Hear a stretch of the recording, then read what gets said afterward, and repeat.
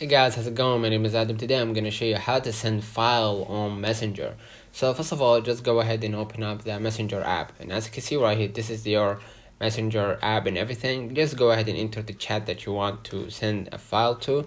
In this case, I'm going to enter this chat. Now what I'm going to do in order to send a file, I'm going to just go ahead and click right here to allow access, right? And I'm going to just give them the access to, see my, documents, file, and photos and everything.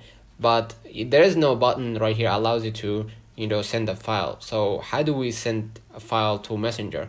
Get back to your screen, and if you are using iPhone, what you're gonna do, you're gonna just go ahead and click on the files. In the files, what you're gonna do, you're gonna just go ahead and let me cancel this one, and I'm gonna just get back to searching for the documents that I want to upload on Messenger. So in my case, I'm gonna just go ahead to the iCloud, right? And I'm gonna just go ahead to my files, and from here, what I'm gonna do, I'm gonna just say, for example, this one, right? I'm gonna just click right here, the share button at the below left corner, and from here is gonna open up a new window for you. What I'm gonna do, I'm gonna just go ahead and a swipe right here to see the people that I want to send to. Or you can see at the down, you're gonna see airdrop, messages, journal, and all that. Click more right here, and you're gonna see multiple options. Just click on Messenger right here, and it's gonna open up a new window for you. Select the person that you want to send the the file to, and hit send right here.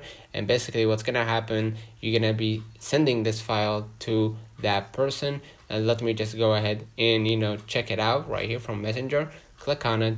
Let me just get back to it, and as you can see right here, we sent that file. Let me know in the comments if this video helped you. Don't forget to like and subscribe. Thank you for watching.